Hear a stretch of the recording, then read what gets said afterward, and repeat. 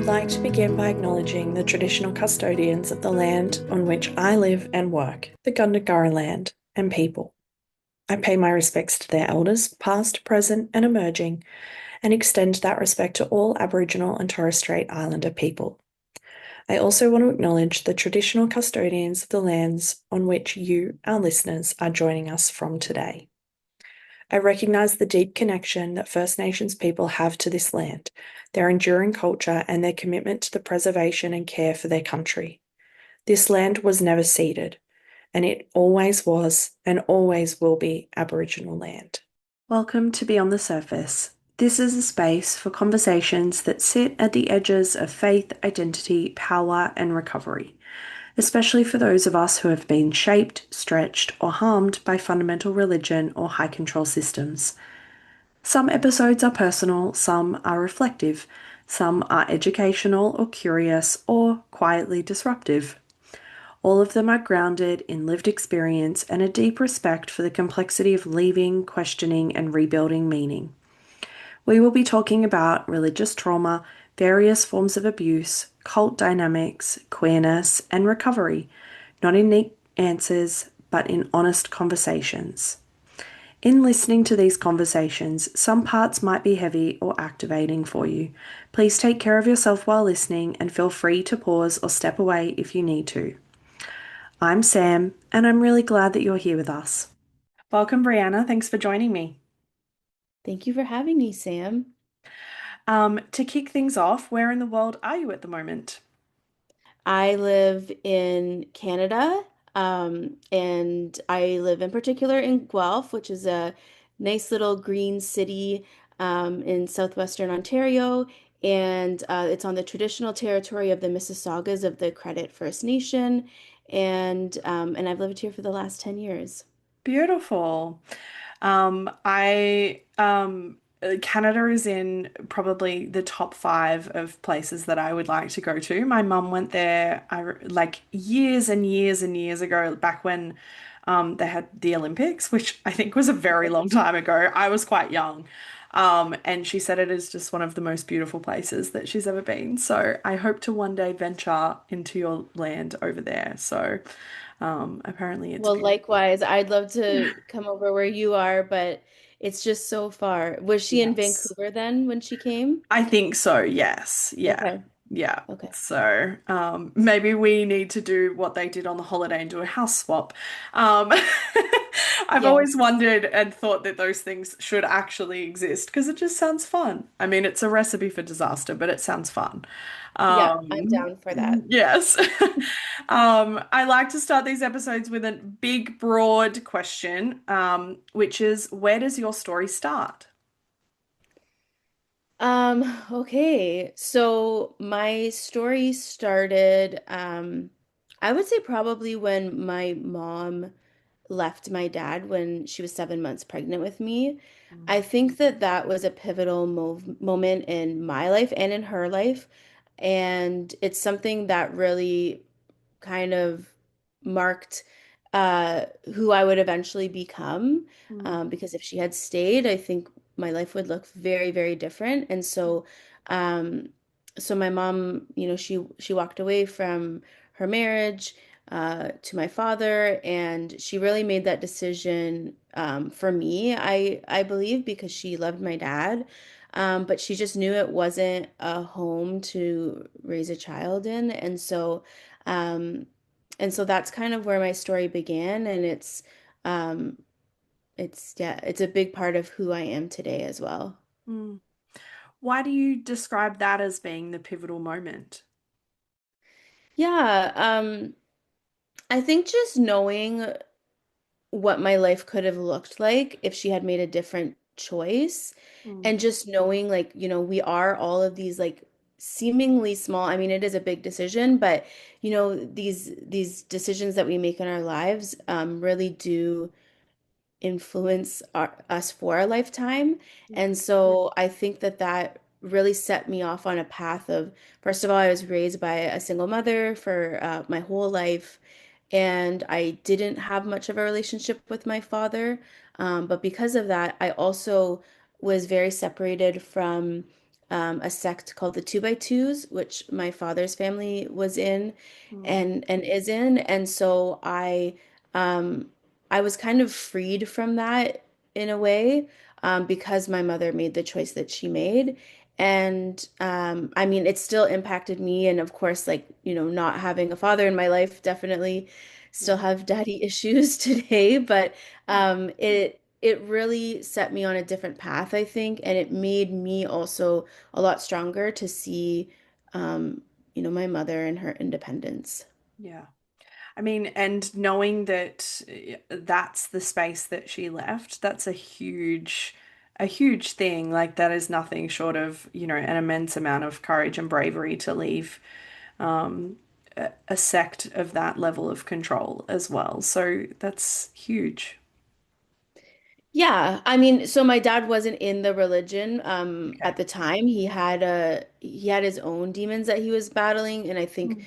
directly related to the group. But I think leaving somebody who you love and who, Yeah. that's a powerful move in and of itself. And um yeah, so I think that that was a big moment for sure for us. Yeah. Did your mum still ascribe, like as you were growing up, did she still ascribe to the belief system of the two by twos?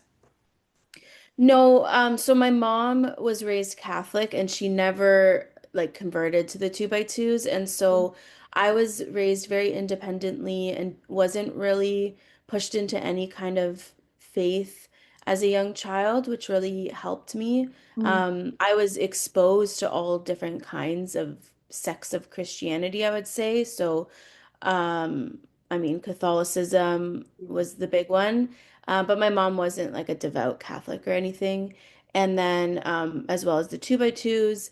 But eventually, I actually decided to become a Baptist on my own when I was 11. I went to like they call them VBS here, Vacation Bible School. Mm-hmm. And so I went to one of those and I prayed like the sinner's prayer and everything. And I started attending church on my own. And so my mom was kind of like weirded out by it. Um, but I felt like a belonging there that I hadn't found before. Yeah, what was it? And I probably know this already because I feel like it's a thread that comes up in everybody's story at this point, which is, what led them there. But what was it that you found there that you didn't feel like you were getting elsewhere? I think for me, I always craved the nuclear family and like the traditional family because I was raised in the 90s and I was made to feel like my family was like a shell of what should have existed. Yeah. And so, I grew up on TV shows that kind of showed, this nuclear family that you want to aspire to. And Mm. I wanted a father and I wanted siblings and I just wanted this life that I didn't have. And when I went to this Baptist church, they were filled with those types of kind of cookie cutter families on the outside. And I wanted that for myself. Mm. And they really kind of described God as this father figure. And I think they kind of latched onto my desire for that. Mm. And so I wanted this rescuing and this family that felt like the family that I had been craving. Yeah. As someone who I didn't grow up with my dad who came into the picture when I was about 9 years old. And so I remember something similar in the sense that when you are presented by whoever it is that's telling you about the faith, with this unconditional love from a father, when you don't have an earthly father present at the time, or not emotionally present, it's pretty enticing, right? To a young child. Yeah. Yeah. And even like at the time, I mean, it's so creepy now, but like the way that you would pray to God, like they would encourage you to like write letters to daddy and like call him Father God. And I liked that because it filled a gap that I really needed at the time. And so, yeah, I latched on to that kind of language that I definitely cringe at now. Yeah, same. There was a song called Good Good Father that like really got me when I was a teenager and I was like, "Oh, that's now like the cringiest song that I've ever heard." Yeah, But I I know. mean during that time period, like who was God to you? Who were you relating to? And who were you being taught that he was? Yeah, I mean, to me, he was like the savior. Mm, And, Jesus came down. He was God and he was God's son. And that was confusing to understand. But I, kind of pretended I got it. And to me, like, God was this all loving, all knowing, all forgiving mm, father.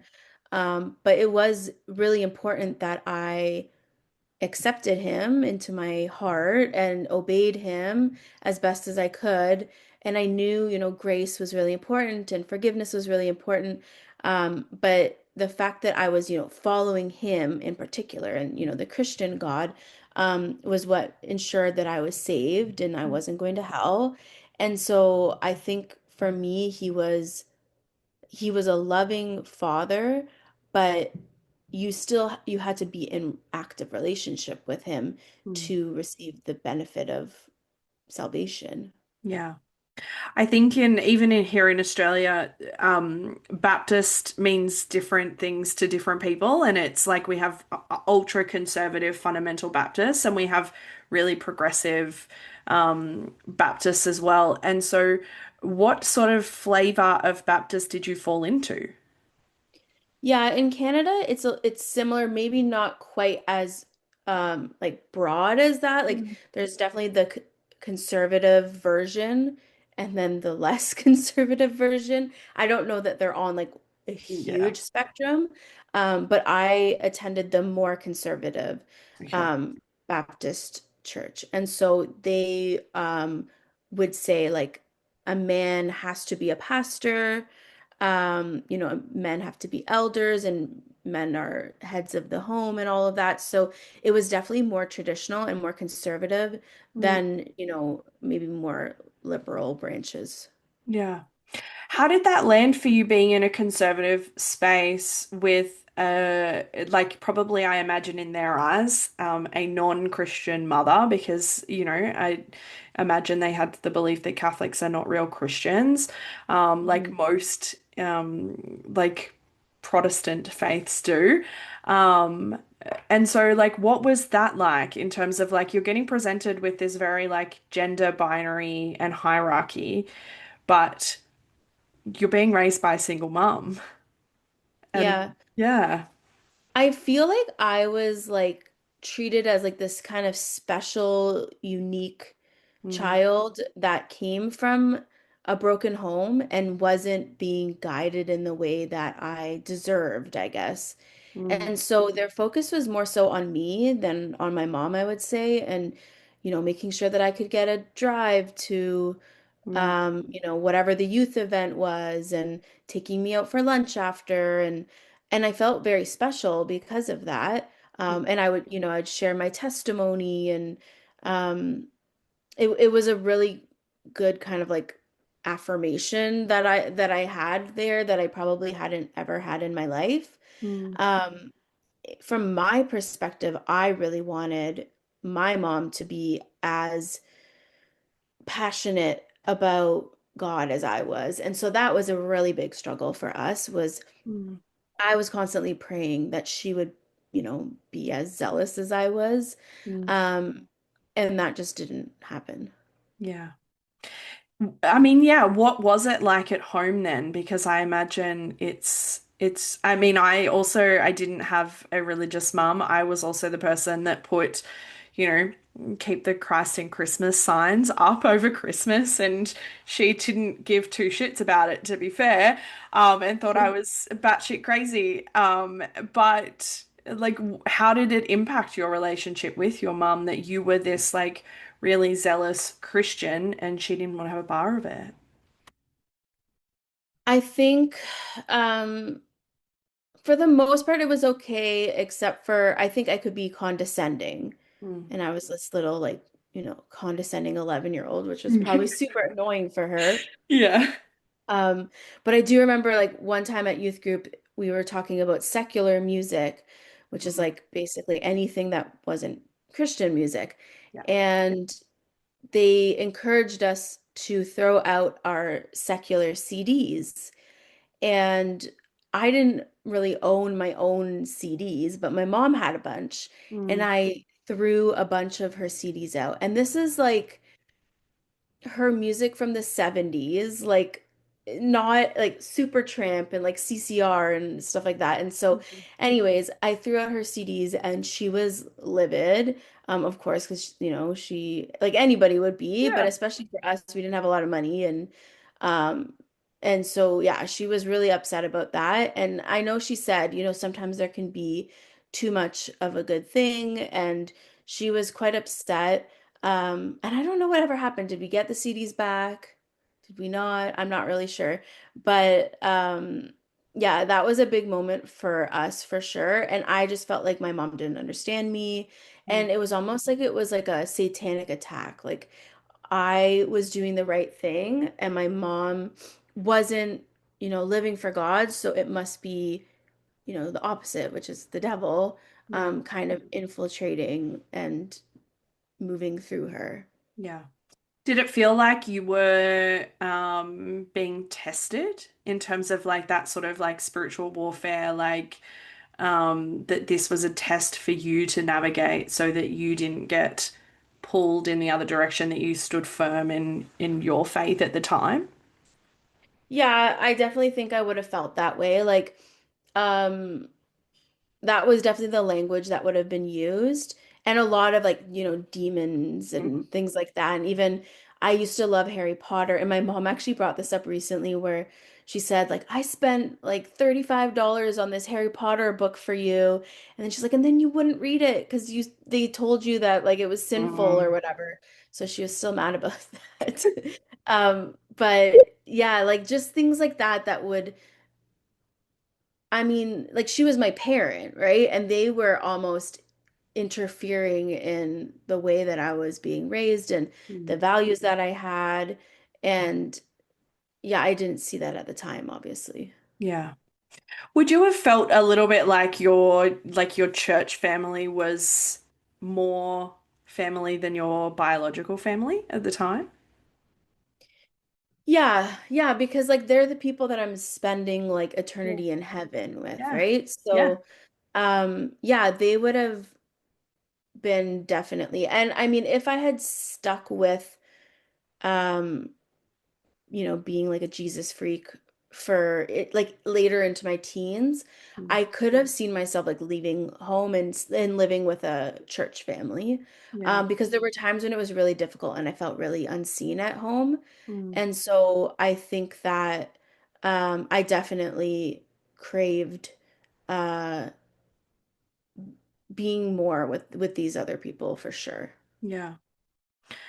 And so I am always curious when someone spends any part of their teenage years in any sort of like conservative or fundamental church. Did you spend your teenage years at this church in particular, just before I ask the question? Kind of. So, I became like a Baptist, we'll say, when I was 11, Yeah. and I was, very, very like on fire for God up until about the 10th grade. So when I was about 15, Mm. I got a I started dating a guy and he was older than me, and I was still involved and like he was a Christian, so like we were still had the same values. Had a very like strong Christian family, so Mm. I wanted to spend time with them and dreamed of one day being like them. And so I definitely up until I would say about the age of 16, I was quite involved um because of that, but I was definitely doing other things at the time that I wouldn't have approved of when I was younger, let's just say. Okay. Yeah, because I mean, the question that I was going to ask was like, at what point did purity culture get its claws in? Because like any person who spends any sort of like time as a teenager in those spaces typically gets taught purity culture messaging. Mhm. Yeah, so I would say like purity culture entered in quite early. Yeah. Because I would have been in junior high um from the beginning, and that's when you're already getting those messages. Mm, And so it was pretty much right away that I was, learning about what it means to save yourself for marriage. And I didn't I didn't come from that background. mm, So I didn't know much about that. It was all new to me. And I definitely I took like the purity pledge, and I think I bought myself a purity ring and like did all those things because I didn't have a dad to buy me a purity ring. So I did it all on my own, um, and and committed to that independently because my mom probably would have thought it was crazy. And so I was very committed to it. And then I got a boyfriend and I was horny and I was like, oh, I actually suck at being pure, yeah. basically. And so I would say I was very different from like the typical Christian girls because I didn't have the same rules. So Mm, it's easier to, mess up or whatever when your mom works all the time and doesn't have that, do you know what I mean? Like doesn't have those same parameters in place. yeah. And so yeah, I had sex before marriage. Like I lost my virginity at 15. And this is a big part of my book that will be coming out in 2027. Mm, And it's called God Lover, which I think some people might think means something different, but it's heavy on the word lover. yeah. And so I became sexually active quite young, and it's like once it happened, it was like impossible to undo, even though like, you can pray to have your virginity restored, which I did all the time, and Yeah. then just unrestored it right after. But it was a lot, there was a lot of shame associated, especially at the beginning. Mm, Like when I was with a Christian partner, there was a lot of shame associated with it. yeah. And I know other Christians had similar experiences, like my peers, where, they're trying to avoid temptation and all of that. And I don't think anybody was quite as extreme as I was in the path that I went down, but um, it was a struggle, and nobody was as pure as they said they were. But and then there was so much shame and secrecy, and you couldn't get the support or help you needed if something happened and you didn't feel comfortable with it because you were afraid to tell someone. Yeah.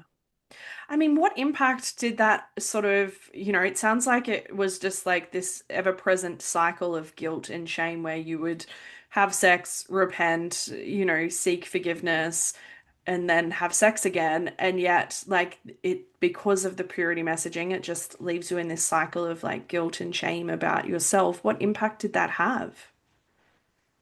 Yeah, it had a huge impact because already the church had laid this foundation of you are a sinner Mm, and you need to um, confess your sin and accept Jesus and then follow his path for you.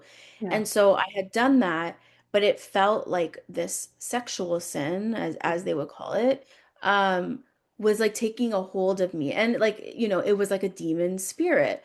mm, And I couldn't move past it. And so the idea is that you are continually becoming better and improving. And this was an area that I couldn't seem to improve on. mm, And so it just made me feel so much shame. It made me feel dirty, made me feel embarrassed. And I didn't know how to fix it because I clearly couldn't because I continued that cycle. So it was like, what do I do to change?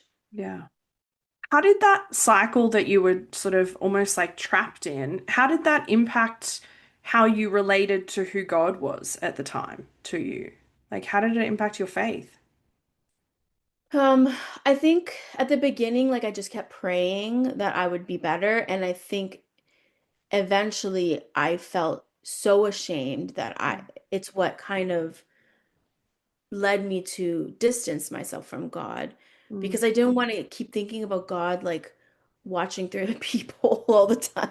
So Yeah. I was just like I it was just too much and I couldn't keep going down that path. And so I definitely distanced myself and I went through cycles as a Christian because I walked away from Christianity in my teens, but then I went back in my university years and the presence of this like sexual sin and Mm. what would eventually become what I believed was a sex addiction was um, like a driving force between this like up and down relationship I had with God as well. Mm. What was it that brought you back in your in your 20s, I'm assuming, when you sort of said that you walked away and then you came back? Because I like, and I'm sort of asking that going like, I also have that. I call it my 2 year rebellion, but what was it that brought you back as a young adult? Yeah, so I went to university quite young because my birthday is late. So I went to university when I was 17 Mm.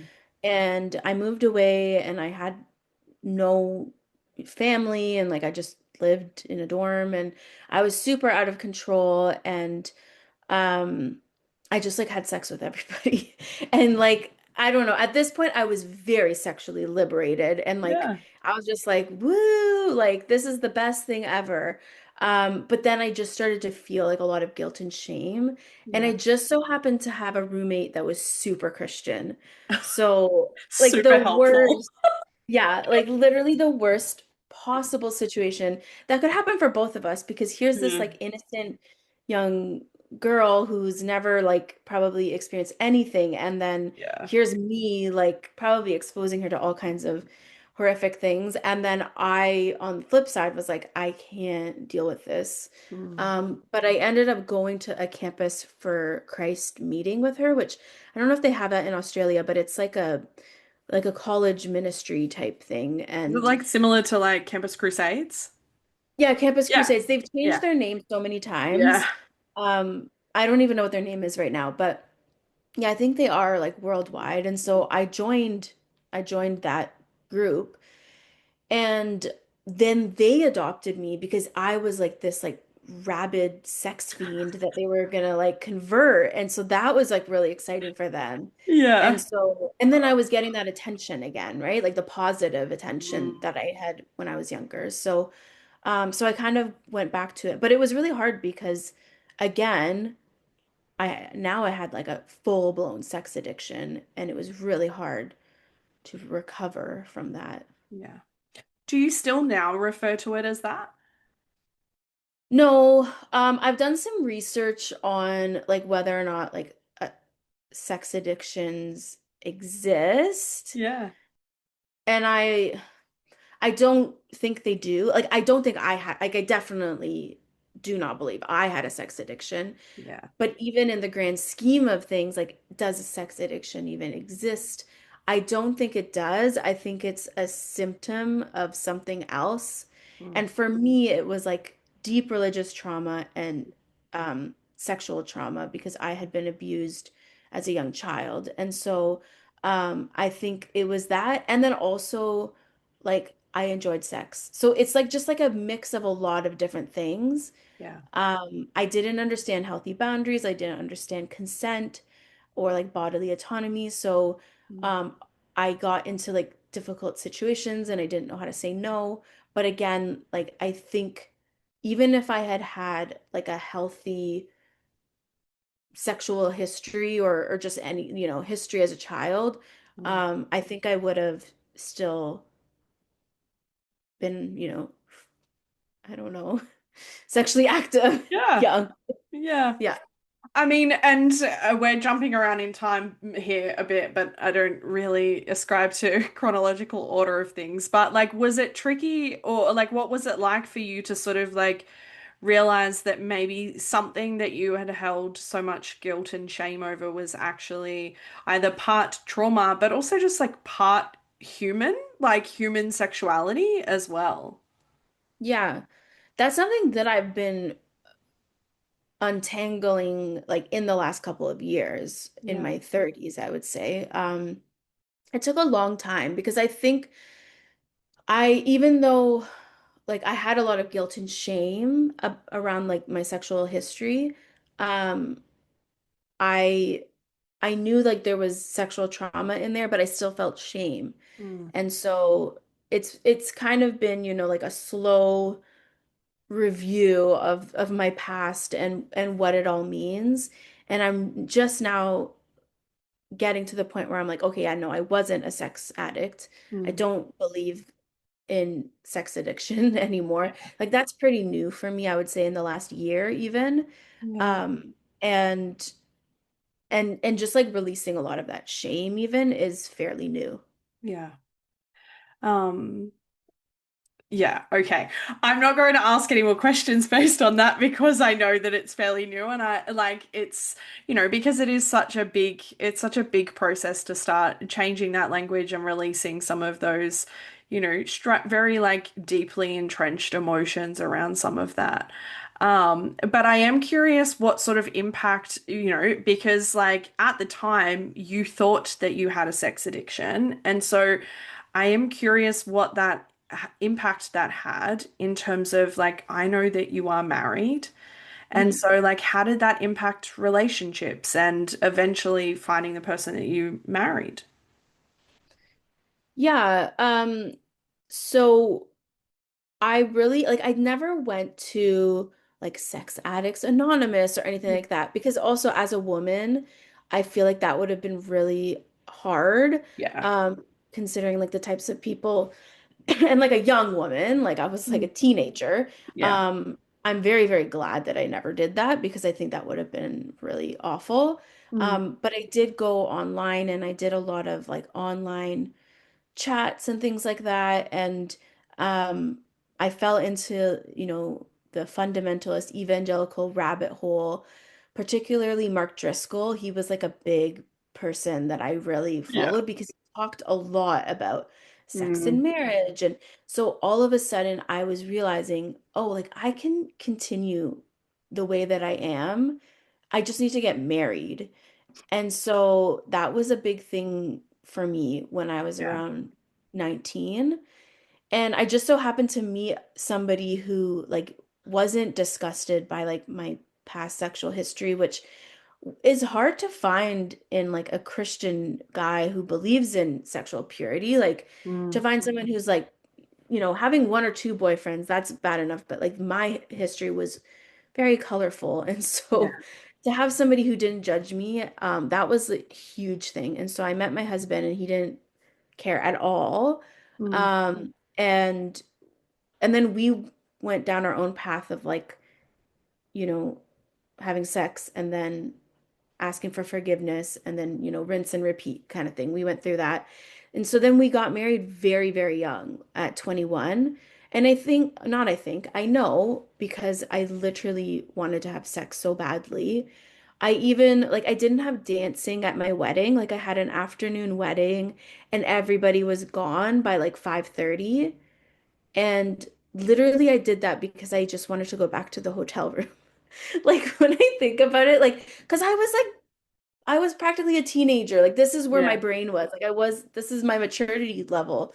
Yeah. As like a young bride, it's all I really was interested in. Mm. It wasn't that I was like wanting to like create a family or anything. It was like now I can do this Yeah. whenever I want. Like guilt-free, shame-free. Yes, I'm like, I'm in my brain, I'm going like, you've also just found what I imagine to you felt like the ultimate answer to Mhm. what you had so far been struggling with. And Right. like struggling in inverted commas, but like, that now you had this answer of like, once I get to this point, once I seal marriage, and then great, I'm good. I'm good. We can go for gold and Yeah. I don't have to feel the guilt and shame attached to it. Now, I know as a therapist that's not that black and white. So, like, Yeah. did it just feel like it magically went away, or was it a bit more complicated than that? Yeah, it was a lot more complicated because I I don't know what happened, but I got married and then I didn't really want to have sex anymore. And it was like now it's a chore. Yeah. Um And well, I mean, a big part of that was I got pregnant very quickly, because I didn't believe in birth control. So I Mm, wasn't on birth control. And so I got pregnant 4 months after I got married. mm, And so now, I'm pregnant and then I have a baby. And so my life changed and sex became something that was on the back burner. yeah. But it was also something that I had to do in order to make sure that my husband was satisfied. Hmm. And so, I think for me, sex turned into like a coercion. And so, coming from my history, um, feeling like I was being coerced into something, even if my husband was never saying that and it wasn't an agreement that we had, it was just this system in this church that we were a part of. Mm, Um, it just made my body kind of shut down, and it was like I don't want to do this if I have to do this. yeah. Yeah. I mean, it sounds like you've moved from like sex liberation to sex shame to sex coercion. And so, like, at what point, and again, I'm probably jumping steps here, but at what point did you actually get to enjoy sex again? Did you get to go back to that liberation without the side of guilt and shame attached to it? Yeah, I mean, I've been married 15 years and I have 3 kids, and like I'm now figuring out like how to have sex when you have teenagers that stay up really late. And like these are All my of the dilemmas logistics. now.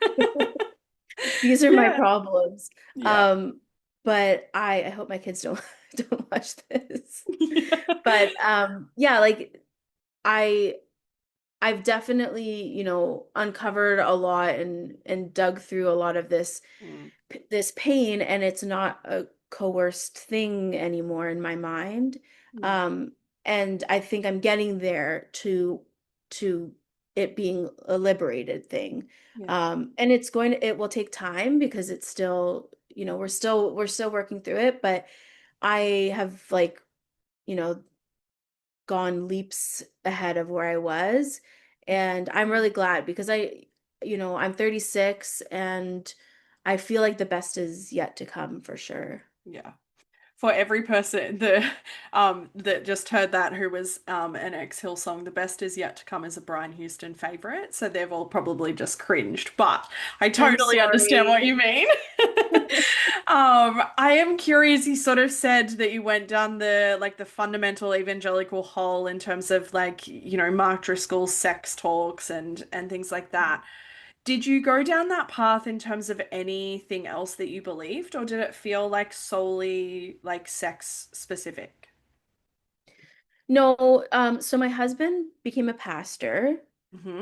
much to my encouragement. He was becoming a teacher, and I freaking kick myself for being so dumb that I like discouraged him from becoming a teacher, which would have been a great career, and he became a pastor instead. And that led us down a path of a Mm, whole new can of worms. But I was a trad wife. I believed in raising daughters to be like meek and humble, and I was submissive to my husband. And so yeah, there was a period of my life where I was very, very conservative and fundamentalist, and it wreaked havoc on my mental health for a few years. And luckily, like, my husband was never really, he kind of just went along with everything. mm. Um, and when I was like, I don't think I believe this, he was like, yeah, works for me. So we kind of just did our own thing. Um, yeah, so what was the question again? Oh, I just sort of asked if like the fundamental conservative sort of evangelical beliefs was sex specific, but it sounds like they broadened out into Hmm, sort of like other like spaces in how you ran the for sure. family, all of those sorts of things. Yeah. I think there is a lot of opinions in terms of what and some are wildly inaccurate thanks to good old social media. But in terms of what a trad wife is and what that Yep. looks like, what did that look like for you and for your home? Who were you as a mum and a wife? Yeah. Um, so for me as a trad wife, um I basically was in like a prison Mm, that I was put in based off of my own ideology. And that meant I had kids very young because I didn't believe in birth control. mm, And I had kids, I mean, not as close together as some trad wives, but by 27, I had three kids. mm, And we were living in poverty because my husband was a youth pastor, which is like mm. the bottom of the barrel pastor, Yep. worst paid, overworked. And so we lived in a basement apartment. I didn't drive, and I think a lot of that had to do with my belief that my husband just he could control all of that stuff. I didn't need to do any of that. And so I didn't drive. I was very isolated. I lived in this basement apartment. We didn't have a lot of money, and so I've written a lot about trad wives for different publications, and I have a very strong belief that the trad wife lifestyle that you see on social media is not the Yep. real trad wife lifestyle. Yep. It's not aesthetically pleasing, and it's very, very isolating. And yeah, and you're not wearing like, cute anthropology dresses. Like Mm, you can barely afford anything. And so yeah, I would say we were definitely in an extreme situation because we were living on one very, very small salary, but it was very challenging and there was really no way out of it because my husband was in ministry, so it's not like he can work harder and get a promotion. Um, what could I do? Like I couldn't work. mm. And so you like there's no way out of your situation. Yeah. And what impact does that have on like your sense of self? Because that's like I will talk a lot about like feeling trapped by an ideology, but you might not like sometimes you are physically trapped, but sometimes you are psychologically and ideologically trapped as well. And so what does that impact, like what impact does that have on your sort of your sense of self? I think for me, I was always like a high performer and high capacity person. Mm, And I was so like ideologically self-contained mm, that I wasn't reaching any of my potential. And it was so difficult and it made me like not a great mother. It made me not a great wife. mm, And it just overall and like maybe more most importantly, it made me like not I didn't show up for myself. And it was just really, really challenging and I was so young and I was trying to follow these women who had gone before me and lived in these big beautiful houses and had a very different lifestyle from me and very different resources than I had, and I was trying to fit myself into that those parameters and I was really struggling, mm. while also having this drive and this ambition that I wasn't able to tap into. Yeah. I mean, I know now, presently, you are an accomplished writer and you are not living where you were back then. And so, what changed? Like you sort of said that you felt like there was no way out and there what didn't like there wasn't really at the time. And so, what changed for you? Yeah, a lot of different things changed. My husband got a job at a church that was a bit more progressive, and Mm, it took many years because you have to kind of deprogram yourself. mm, So I had to almost like deprogram, and then you're this 20-something-year-old with no work experience and all these children, and you're almost stuck because you can't afford daycare for all these kids and you have no work experience and no resume. So how are you supposed to get a job? And so for a little bit, I was really stuck because I just didn't know how to get into the workforce, even if I wanted to. Um, but eventually I started writing and I realized, oh, like I can write and I can do this at home while the kids nap. And that really helped in the process of deprogramming because I wasn't impacting my kids Mm. by doing this, right? By Yeah. working while they napped or whatever. And so I was able to build a resume that way as well. And when the pandemic happened, it of course was a terrible thing, but for me, I was able to get a job remotely. And that really helped because in terms of like childcare and just the logistics and all of that, um, I was able to work at full time while not having to figure out how to pay for all of this childcare. And so that's how I entered into like my career. And now I work full time in tech, and I'm by far the breadwinner in our family. You know, we were able to buy a house and all of that. And I still do a lot of writing, and I'm writing a book and all of that. But that's my side gig. And my full time work is like, you know, in the corporate world and all of that. And yeah, my life looks very different. But I'm glad, like, I have three daughters and I'm showing them that you can do this. And Yeah. even when you start off a little rough, you can still figure it out. Yeah. What has it been like for you to sort of like untangle all of the ideology though? Because, that's a whole different kettle of fish, right?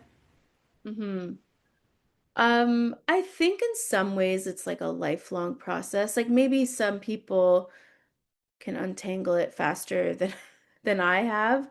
Yeah. Um, I know like I started um I started like digging through my faith and figuring out what I believe quite a few years ago, and I still feel like I'm still in Mm. that process. And even like the term deconstruction, like I don't think that was a term when I started, and and I don't use that term because I it's not my favorite, and I'm still like deconstructing or whatever. Um, and I think for me, like I have to just be okay in the unknown, Mm. which is a big thing for me. And so, um, yeah, I think it's going to take a long time for me personally. Yeah. And I mean, I think, I also personally don't love the term deconstruction, but it's shared language and people tend to know what I'm talking about when I use it. But David Haywood, who is like on social media, he's the naked pastor. hmm He, in the interview that I did with him a couple of years ago, he said that for him, deconstruction is a way of life. Like it's not something that has an end point. And I would tend to agree. I think, and once you start untangling, deconstructing whatever language you want to use one space, it tends to trickle out into other spaces. And you start deconstructing faith, but then you start deconstructing, you know, monogamy, and then you start deconstructing marriage and patriarchy and misogyny and like colonialism and like all of these other sorts of things that are all interconnected. So yeah. How Yeah. Oh, I was just gonna say, I think for me, um, I'm trying to look at it as like a rebuilding, Mm, because it's hard to feel like you're deconstructing for like 7 or 8 years, right? yeah. Because it's like this like never-ending project. Like your house is being built, and when is it ever going to be built? Or unbuilt? But Yeah. but I just feel like I'm rebuilding this new way of thinking, Mm, and I don't ever want to be a person that stagnates and thinks mm, this is the way it is. This is, that I've arrived and this is how this is what I believe, and it's always going to be like this. And I mm. think that's where I went wrong in the past. And so I don't want to get there again. And so I think for me, I'm just trying to look at it as I'm constantly growing and figuring out what I believe. And and f figuring out that like I don't know what I believe, and that's okay too. Mm. Yeah. I will often say to people, and particularly in the work that I do as well, like landing in a place of being able to say, I don't know, and for that to not instill like immediate panic or fear or shame is such a freeing place for you to be able to then just be curious about things, Mhm. which is a really lovely, expansive space to be in. I am curious, pun like word not intended there, but like I am curious what it was like for you growing up and as an adult learning about, I guess, the sect that your dad was a part of and the life that you could have had your mum stayed in the two by twos. Yeah. Yeah, I was thinking I haven't said anything about that either. Um, yeah, I feel like I was raised on the two by twos, even though I wasn't in it. Yeah. And I was always the black sheep of the family. And in a lot of ways, because I was a Baptist, and so I had this faith, but it didn't fit into the right mold. And so um, I think that caused even more harsh rejection in some ways Mm, because it was like I was so close, but not quite. Um, and so my family, they were just constantly trying to convert me my whole life. yeah. And it was very, very difficult. And it was also difficult seeing the ways that a high control religion with a sexual abuse problem Mm, impacted everybody around me. And I saw that in my dad, and I saw that in, um, my aunt and my brothers, because I had two brothers from my father's first marriage. And so I saw the way that this sect impacted people, even people who walked away from it. mm, It was just deeply traumatizing. And it was a big part of that was the rejection um, and the expulsion from being included in this family.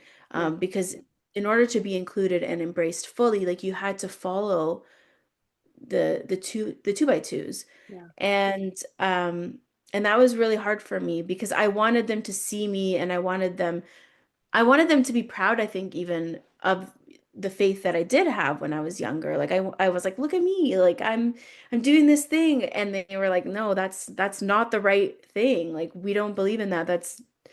That's demonic or whatever. And so that was really hard for me. And eventually, as I got older, I realized the two by two system um, and this high control religion has been impacting people in the same ways that it impacted my family all over the world. Mm, And I already, I would say, knew that, but I didn't have any kind of like real concrete evidence of it until a couple of years ago when people started coming forward on Facebook. There was this group and people started sharing their stories, and it was just like reading the same stories over and over again. Um, and of course, these are very individual stories and intimate stories, but it just showed the systemic impact of this sect. And I was abused within the sect. So I am a survivor within the sect, mm, even though I was never um, a member. And yeah. so that's always been hard too, because it's like, I feel like I'm like not, you know, In but not I'm in. not, yeah, Yeah. exactly.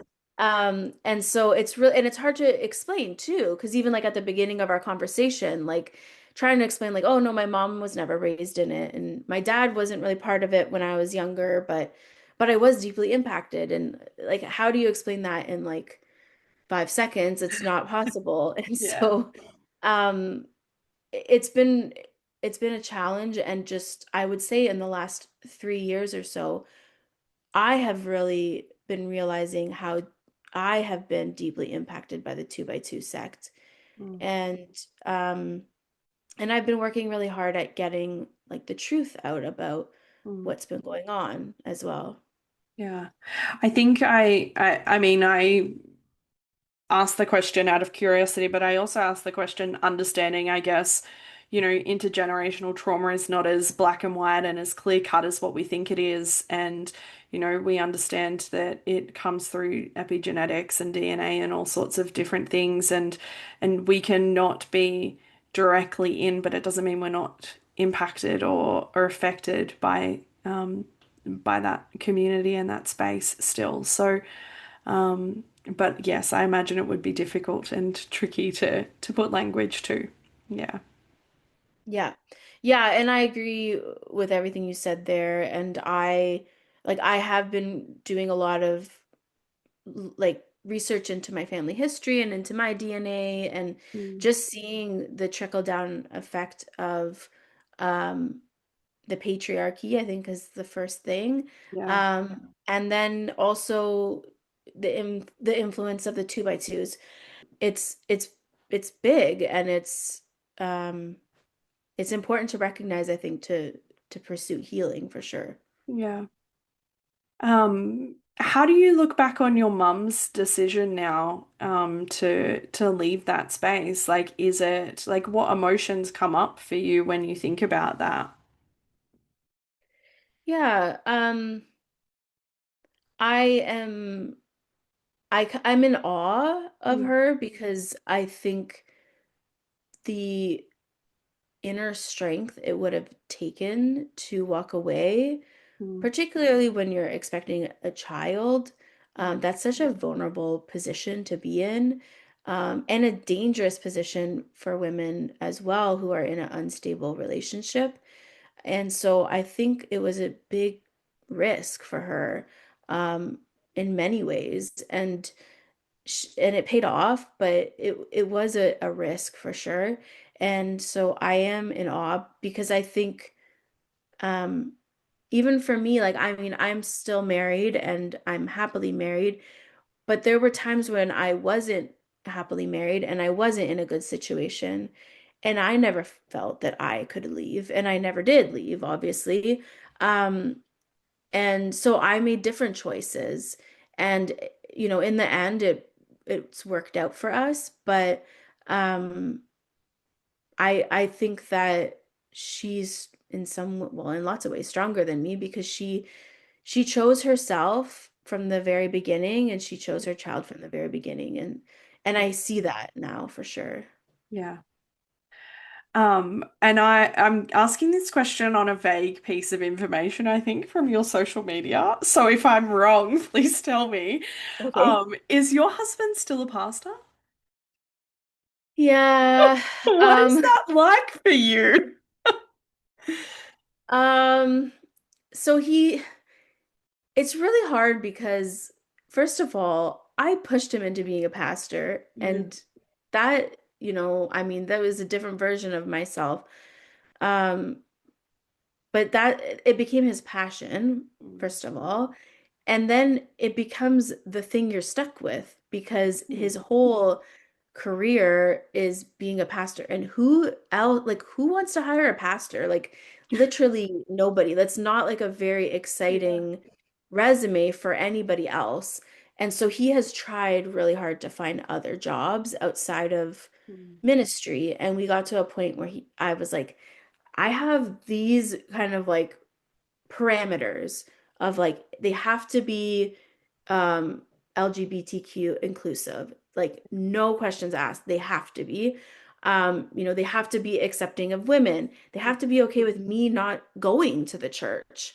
And so there, I had some rules in there. Um, I don't want us to call them rules, but you know what I mean? Like boundaries. just Boundaries. yeah, there we Yeah. go. There we go. Boundaries. And so he went out and looked for a job based off of those, and he feels the same way. Like he doesn't want to work for a church that isn't inclusive either. Yeah. And so that does limit where you can work for Yeah. sure. And so it took time, and he did find a job, and he is now a pastor in a like a local community, but this community serves, I think it's 55,000 meals a year to the unhoused population, and they are like a totally different kind of church than you could ever imagine. Yeah. Um, and so I highly support where he is, and I have attended church a couple of times. He started a year ago. I have attended a couple of times. I actually just met yesterday with like the one of the pastors there and my husband, and I was basically like, "Look, I tried. I can't do it. Like I just Yeah. can't." And they were like, that's fine. Like, we totally get it. And so there's no pressure for me to show up in any way. And that's the most important thing. And he can he can do what he wants to do because he loves it. And we do need people like him who want to change the church. Yeah. Um, and yeah, it's not easy. Like, and it's also not easy being a parent who raised like I raised my children to be Christians, and now their mom is like, I don't want to go to church. Like that's confusing for kids. Mm. And so yeah, it's not like cut and dry. It's not simple. But like that's the reality of where we're at. Yeah. And I mean, I think even just having like language to be able to acknowledge that it's not cut and dry and that it's not simple and to almost like embrace how messy it is actually just allows us to not suppress any emotions, but to actually just deal with the reality of what it is and hopefully honor and acknowledge where everybody is at whilst we do it. Because I can't imagine that there is any world where it would be simple to technically be a pastor's wife, but not to attend the church in which your husband pastors. Mhm. I imagine that internally that's a strange scenario and a messy scenario for you to have to navigate on a multitude of different levels. So, yeah, Yeah, and I think it's definitely messy, but like one thing I was saying, because my husband was talking to someone and they were like, you could totally get a job as a cop. Like they would love to hire you. And I was like, look, I can manage being married to a pastor, but I will never be able to be married to a cop. So that's my line. yeah, And like he doesn't want to be a cop either. But I think, we all have our lines and sometimes they move. But for me, like I've definitely set my boundaries, like you said, with being married to a pastor mm, and what that means for me. And we're still figuring it out. And I don't know what the next 5 years will look like, but yeah, we're okay where we are right now. So, yeah. Does it impact in any way? And it might not in terms of like your own, detangling, deconstruction, or just like working out where you land spiritually. Does it impact that in any way? Or do you feel like he's able to give you the space that you can just freely explore and be curious and that about the world and spirituality and things like that? um, I think we've gotten to a place where we are respectful of each other for the most part. Yeah, Um, Definitely it's been hard because it's like I changed a lot in 15 years yeah, and um and he's changed a lot too, but he's still maintained his faith. And so I think we're in a much, much better place in respecting our boundaries. I would say like for some reason this year, Christmas music really triggered me, and I don't think it mm, has in the past. And so like every time he would put it on, I was like, I can't do this. And yeah, I think, that was a bit of a frustration because I think he just wanted to listen to Christmas music. Every time I was like, okay, we got to turn this off. And so I think that's, you know, there's little things like that that come up.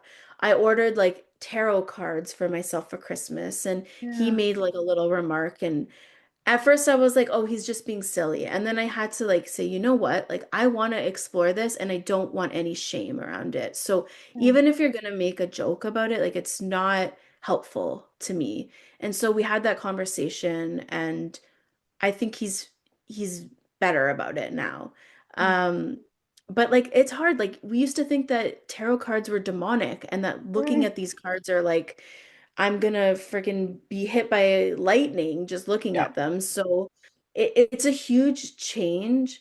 And sometimes I do have to like be firm about where I am because I'm constantly growing. So he also doesn't know where I am one day from the next. Yeah. So it's just a constant kind of conversation. Yeah. And like you said, it changes so frequently. I think that's the part, I have people all the time ask me what I believe, and I go, it depends on the day and what time of the day it is, Yeah. and my mood, and all sorts of different things, because it changes. I agree with the tarot thing. I remember the first time I even thought about purchasing a tarot deck, I had a full-blown panic attack. And that was before I even purchased it. That was just considering purchasing it. And so there are little things like that, but there's such beautiful ways to like reclaim that autonomy and agency that you just didn't have up until that point. So, um, Yeah.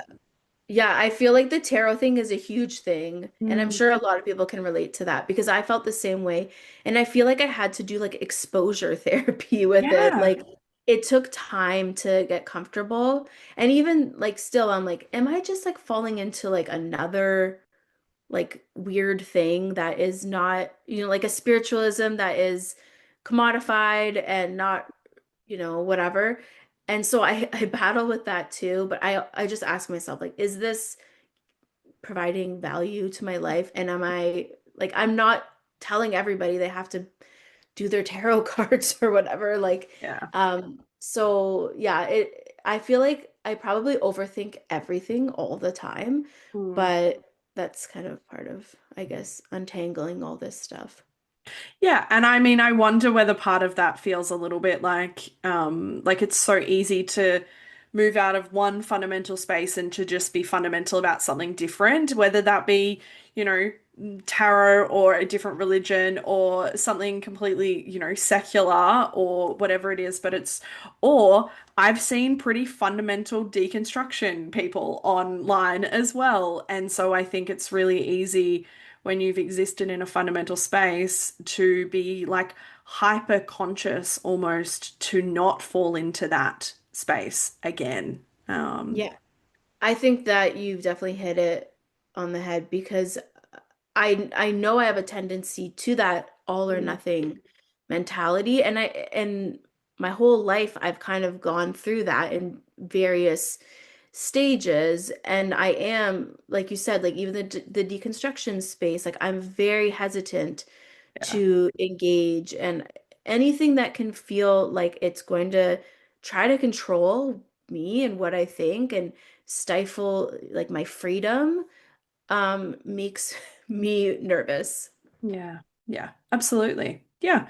I mean, and I think that's a natural human instinct for that to make you nervous in the sense that like when you've come from a coercive, controlling fundamental space, you don't want to repeat those cycles again. And once you realize that that's the cycle that it was, you don't want to do that. So, Mhm. yeah. Um, what would you, if you had the opportunity, what would you say to little 11-year-old Brianna if you could?